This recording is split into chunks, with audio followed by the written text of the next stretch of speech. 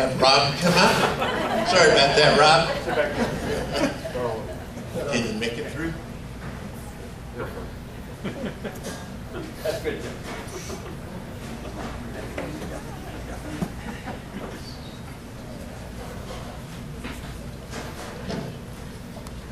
Before I get into my prepared remarks, I want to say that as I slipped into bed last night, a question hit me. Who were the persons who Paul brought into my life for which I've been grateful and to whom I feel indebted, and without whom my life would have been less enjoyable? 3 individuals popped into my mind immediately, so I'll go with them. 1, Thelma Chris, Paul's mom. She literally saved my butt when I was a teenager by allowing me to spend the night at their home whenever I wanted to. Charlie, Paul's dad, who never failed to make me smile with his jokes and unique way of putting things, plus including me on 2 vacations. And thirdly, Denise Skiff, Paul's wife, who, if she remains, where is she?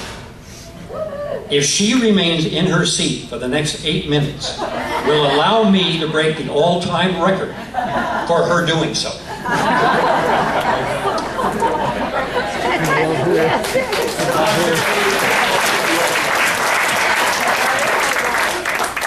Now, Paul changed my life, at least its trajectory, in so many ways. It's impossible to specify just when it was that our bond formed. It will be more interesting for you, however, if I tell you how the bond was nearly broken. It boiled down to potato salad. Thanks to Paul, I no longer look at potato salad the way I once did. Approaching Paul's and my 29th adventure to our Porcupine Club cabin by Echo Lake, and having been the grateful recipient of Denise's usual contributions to our week's rations, be it her chicken parmesan, her ham fettuccine, or steak a la tartare, I set about making a contribution of my own. I would make Paul the most tasteful, most irresistible, energy-producing potato salad of his life. I gathered stuff, quite unaware of the time and energy that would be required. Potatoes, of course, eggs, celery, onion, relish, garlic salt, celery salt, mustard, pepper, and paprika. And I think there were some other things. It took hours. I had no idea. To each of you who make potato salad in this room, kudos. Kudos. So we're at the cabin. With keen anticipation, I removed the dish from its plastic-sealed container and spooned it ploppingly into a large red ceramic bowl. Then I presented it to Paul with the flourish expected of an Irish chef. Paul drew close. His eyebrows rose. He peers into the bowl. He sniffs. You use mayonnaise in this? Oh, yeah, the best.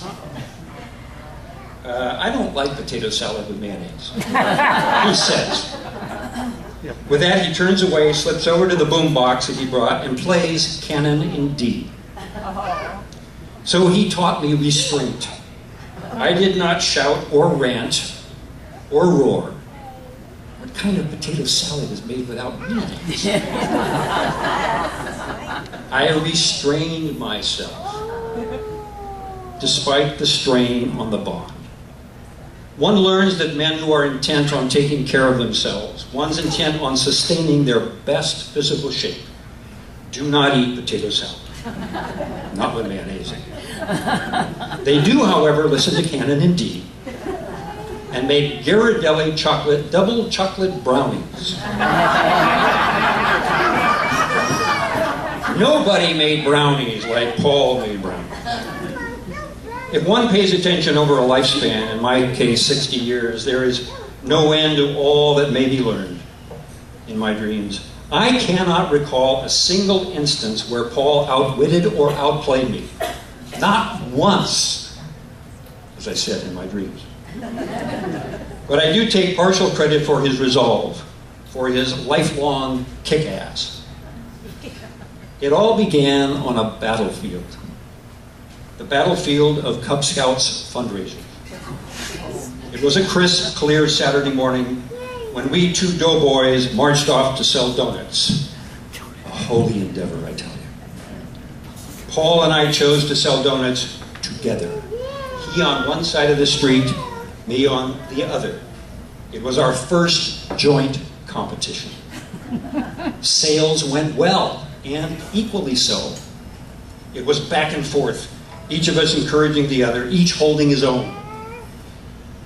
And despite a glazed look that came over my eyes, we hung in there. Then I hit pay dirt. A neighbor about the age I am today struck me dumb with his order for 10 dozen donuts. 5 powdered, 5 old-fashioned. There was no stopping me. With the final tally, I stood at 78 dozen. Paul at 44. Little did I know that that would be the last time, at the age of 8, that I would ever whip Paul Russell Chris at anything. I have no way of telling you how many years I added to his life, but he avoided donuts from there on, just as I avoided Canon and Dean. For as long as I can remember, Paul had a remarkable way with kids. He loved Karen's and my 2 boys. When we met up at the cabin, he was as solicitous and endearing to each. And when their parents had challenges, welcome to parenthood, Paul would be right on top of clearing my head and clarifying for me a need to take the long view. The guy had my back. It's no stretch to suggest he no doubt had yours too, or would have. Since the Friday morning that Paul died, an estimated 2,728,000 human beings have passed away. Just the last 18 days. So when we say Paul was 1 in a million, we know that's an understatement. He was special to us. It's also estimated that somewhere between 106 and 110 billion modern human animals have died in the last 60 years, 60,000 years. Yet we've gathered here today to celebrate one, to console each other for one. In 1900, there were 1.6 billion humans on our planet. Today there are 7.2 billion. So if this continues, we'll stand at over 30 billion by the year 2099. So if you think you've got parking problems now, just you wait.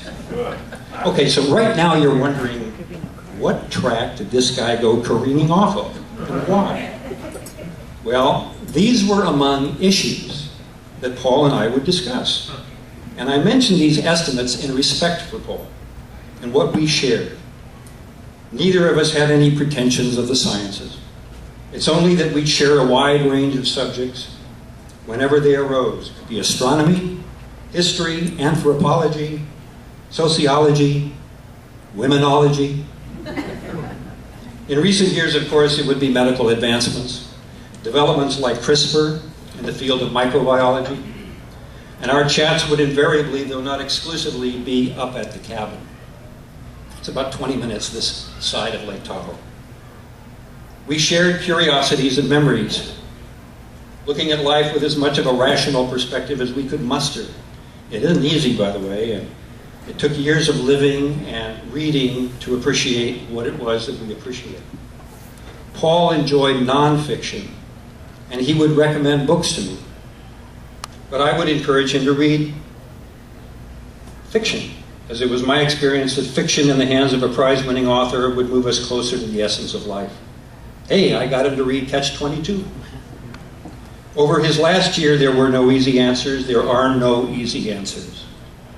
But there was an abiding friendship with many of you. And for me, that friendship is...